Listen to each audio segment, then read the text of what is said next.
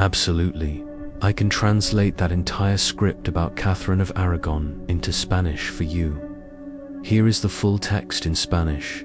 Catalina de Aragón en el cuerpo como instrumental año es 1509 en dentro del Palacio Real de Inglaterra. El amanecer nunca llega realmente, solo el parpadeo de las velas que luchan contra las sombras de los muros de piedra empapados en secretos. Una joven reina se despierta. Su nombre es Catalina de Aragón, 23 años, hija de los monarcas más grandes de España y recién coronada reina de Inglaterra, pero en esta fría mañana no hay canciones, ni risas, ni señales de realeza, solo el murmullo bajo de voces de hombres y el susurro de pergaminos. Abre los ojos para verlos de nuevo, a los médicos, figuras vestidas de negro alrededor de su cama, agarrando plumas y pergaminos, sus rostros fantasmales en la penumbra. Sus ojos evitan los de ella, sus manos tiemblan no por piedad, sino por propósito. Ella ya sabe por qué han venido. No es para consolarla, no es para sanarla. Han venido a examinarla, a inspeccionar las secuelas de la visita de su esposo, a determinar por el tacto, por la vista, por la humillación, si su reina podría finalmente estar embarazada. Esto no es cuidado, es vigilancia sancionada, sistemática, fría, y para Catalina, este ritual, esta invasión, disfrazada de medicina se repetirá durante los siguientes 24 años. Su cuerpo se convertirá en un campo de batalla. Su vientre, una obsesión nacional en un tratado sellado con carnil matrimonio de Catalina con el rey Enrique VIII, nunca fue una historia de amor, aunque la afección existió alguna vez entre ellos. Fue un tratado hecho de carne, una unión entre España e Inglaterra, sellada no por corazones, sino por linaje. Era hija de Fernando e Isabel, conquistadores de imperios, guardianes de la fe. Su destino fue escrito mucho antes de su nacimiento. Cruzar el mar, casarse con un príncipe extranjero, asegurar la paz entre reinos que se habían desangrado durante siglos. Su cuerpo no era suyo, era un instrumento diplomático, un vaso a través del cual la historia decidiría el destino de las naciones. Pero la paz, como a menudo enseña la historia, es frágil cuando se construye sobre líneas de sangre, pues en los fríos corredores del poder, el valor de una mujer no se medía en sabiduría o devoción, se medía en hijos. Cuando una reina no producía un heredero varón, su fracaso no era privado, era traición política.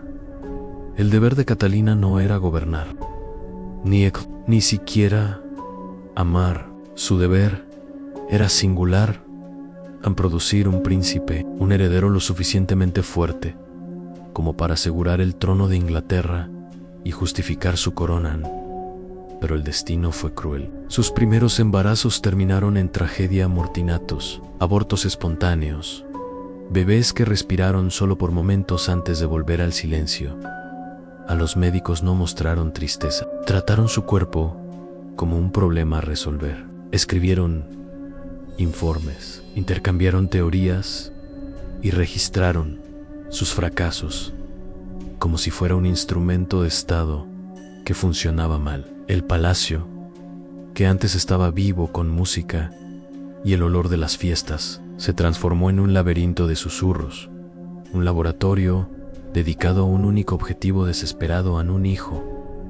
Protocolos de asistencia después de su tercer embarazo fallido en 1513. Los médicos reales comenzaron lo que llamaron protocolos de asistencia. Su conocimiento era una mezcla impía de astrología, superstición y ciencia corrompida, ante teorías disfrazadas de verdad divina. Creían que la concepción solo podía ocurrir cuando el cuerpo de la reina alcanzaba la armonía perfecta, cuando los planetas se alineaban favorablemente, cuando sus humores estaban equilibrados, y lo más inquietante, cuando experimentaba placer durante el coito. Para ellos, el placer no era un pecado sino un requisito, una clave para desbloquear la fertilidad, y así se dispusieron a manufacturarlo en diarios conservados en la Biblioteca Británica. Los médicos de Enrique describieron haberle dado a Catalina mezclas de mosca española, raíz de mandrágora y ámbar gris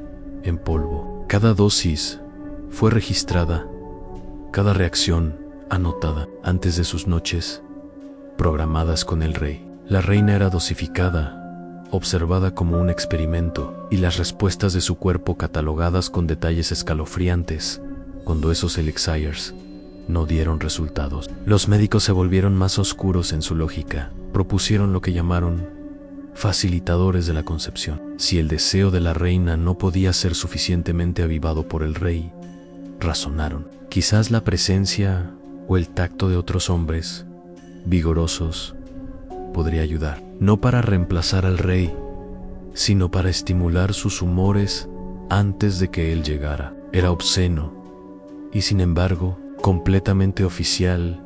Informes del embajador español de 1515 mencionan asistentes de gran vigor convocados a la corte. Cartas de Roma hablan de permisos papales concedidos para remedios no convencionales en asuntos de sucesión real. Incluso Enrique mismo, años más tarde, insinuó oscuramente esfuerzos extraordinarios realizados en busca de herederos, empero las palabras más condenatorias vinieron de la propia Catalina, en cartas escritas en clave a su hermana María de Aragón, más tarde descodificadas por historiadores. Catalina describió su humillación con claridad insoportable. Hacen de mí un instrumento, no una dicen que es por el bien de Inglaterra. Sin embargo, soy tratada como menos que humana. Escribió sobre ser obligada a beber tónicos extraños, a soportar inspecciones invasivas, a participar en rituales dictados por hombres que afirmaban que la fe y el placer debían combinarse para que Dios bendijera su vientre. Estos no fueron actos de medicina, fueron actos de control. Luego vino la confesión. El doctor Fernando López, médico español de Catalina, regresó a casa en 1518 y se confesó ante la iglesia. Describió, con palabras temblorosas, un programa sistemático de concepción en 14 hombres, elegidos por médicos y aprobados por el clero, cuyo papel era asistir en la preparación de la reina para la recepción. Si López se refería a un coito completo o a una estimulación ritualizada sigue siendo incierto, pero la conclusión es escalofriantemente clara. Catalina de Aragón soportó procedimientos invasivos y repetidos que involucraban a múltiples hombres bajo supervisión médica. No few patient fue protocolo, fue sancionado por la Iglesia, justificado por la ciencia e impulsado por la desesperación real. Entre 1510 y 1518 concibió 6 veces. 5 niños murieron antes o poco después del nacimiento. Solo uno sobrevivió, la princesa María, la niña que un día se convertiría en reina de Inglaterra. Pero para Enrique, María no era suficiente. No había príncipe, no había heredero, no había estabilidad. Y así, los experimentos se profundizaron, la obsesión y el fracaso. A estas alturas, los médicos se referían a su vientre como terco, como si fuera una máquina desafiante que se negaba a obedecer órdenes. Los libros de contabilidad del tesorero real registraron un sinfín de compras al misel, perlas trituradas, piedras preciosas molidas, cuerno en polvo, todo destinado a endulzar y calentar el cuerpo de la reina. La obligaron a beber estos venenos, a bañarse en ellos, a que se los frotaran en la piel. Cuando esos fallaron, los médicos recurrieron a la fumigación, quemando hierbas debajo de su cuerpo, afirmando que el humo abriría el vientre. La sangraron de acuerdo con las fases de la luna, le insertaron pesarios de hierbas e indujeron fiebres que creían que purgarían sus malos humores. Cada intento la dejaba más débil, más pálida, más rota, pero los hombres a su alrededor no vieron nada de eso. Para ellos eran simplemente datos. El palacio que una vez hizo eco de celebración, ahora susurraba con desesperación. Cada pasillo llevaba el olor a medicina e incienso. Cada noche era interrumpida por oraciones y sollozos ahogados. Para la corte, esto era deber. Para Catalina, era tortura envuelta en fe. Sus cartas se volvieron más desesperadas.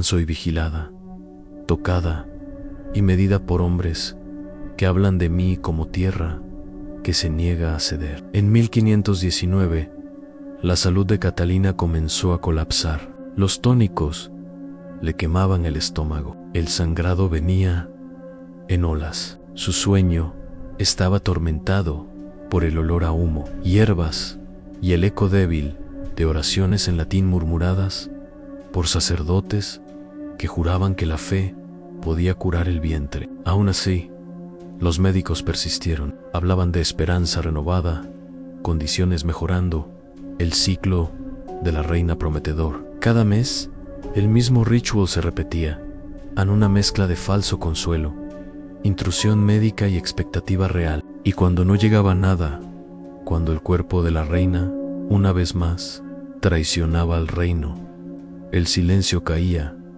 como la nieve, el descarte y el silencio a estas alturas. Enrique VIII había cambiado. El joven y encantador rey, que una vez se había arrodillado ante ella, jurando lealtad y amor, se había endurecido en algo más frío. Un monarca obsesionado con el legado. Si no nacía un hijo, la culpa no podía ser suya, tenía que ser ella. Los rumores comenzaron a agitarse. Algunos susurraban que la sangre de la reina estaba maldita. Otros afirmaban que su esterilidad era retribución divina. Enrique no silenció estas voces. Era más fácil tacharla de maldita que admitir la verdad aunque la corona la había convertido en un experimento. En 1525, caras nuevas aparecieron. Entre ellas estaba Ana Bolena, donde Catalina era obediente y devota. Ana era vibrante y atrevida. Ella le susurró al rey que Dios concedería un hijo siempre y cuando la unión fuera pura. Y la pureza, dijo, no podía existir mientras él estuviera casado con una mujer maldecida por el cielo. Catalina lo supo antes de que alguien se lo dijera. Las visitas del rey se hicieron menos frecuentes. Por primera vez en su reinado, su cuerpo fue ignorado. El silencio, después de años de interminable examen, fue casi peor que el escrutinio. Había sido reducida de reina a paciente, de paciente a espécimen, y ahora a nada en absoluto. En 1527, Enrique llevó su queja a Roma. Afirmó que su matrimonio había sido inválido desde el principio. Peticionó al Papa para que anulara la unión. No hubo mención de los años de experimento. Todo se desvaneció, borrado del registro real, como si nunca hubiera sucedido. Catalina se negó a aceptarlo. Se paró ante cardenales, embajadores y sacerdotes, declarando que su matrimonio era legal, pero lo que no podía decirlo, que nadie se atrevería a permitirle decir, era que su fidelidad había sido violada por el mismo sistema que ahora la condenaba a Anne. En 1533, Enrique rompió con Roma. Se declaró a sí mismo jefe de la Iglesia de Inglaterra. El título de Catalina fue despojado, su nombre borrado de las oraciones. En los ojos de la corona, ella ya no existía en la muerte, y el legado incluso entonces, en su aislamiento, Catalina escribió sobre la crueldad de los médicos, las interminables pociones, las manos frías que trataron su carne como propiedad. Escribió de Enrique, no con odio, sino con una tristeza tan profunda que casi se lee como amor retorcido en resignación. Una vez fue mi esposo, no puedo maldecirlo. Sin embargo, su amor por mí se ha convertido en mi perdición. En enero de 1536, Catalina de Aragón murió. Tenía 50 años. La causa oficial, cáncer de corazón. Pero muchos historiadores creen que su muerte fue acelerada por años de toxinas, sangrado y estrés. Cuando la noticia llegó a Enrique, vistió de amarillo. El color de la celebración fue enterrada, no como una reina, sino como la princesa viuda de Gales. Incluso en la muerte, se le negó su corona, la normalidad del horror 5 siglos después. Esos documentos aún sobreviven. Los diarios de los médicos, las dispensas papales, los libros de contabilidad de gastos reales, todos escritos en el lenguaje tranquilo y desapasionado de la burocracia. Se aplicó tónico a los muslos de la reina. Observación: temperatura corporal favorable. 6. Recomienda continuar la preparación. Líneas que se leen no como crueldad, sino como rutina, no como pecado, sino como servicio. Ese es el verdadero horror. Los hombres que violaron a Catalina no creyeron que estaban cometiendo el mal, creían que estaban sirviendo a Dios, a la ciencia y a la corona en su vida, resumida por una frase estéril en los anales reales de Inglaterra: el matrimonio no produjo descendencia masculina. Eso es todo lo que la historia eligió recordar. No su fe, no su resistencia, no su sufrimiento, solo la ausencia de un hijo. Su historia es el reflejo de un sistema que convirtió a las mujeres en vasos de imperio. Su valor determinado por los hijos que podían producir. Un sistema que utilizó la fe para santificar la intrusión y la medicina para disfrazar la violación. I hope this Spanish translation is helpful. Do you have any further questions about the history, or would you like to translate another document?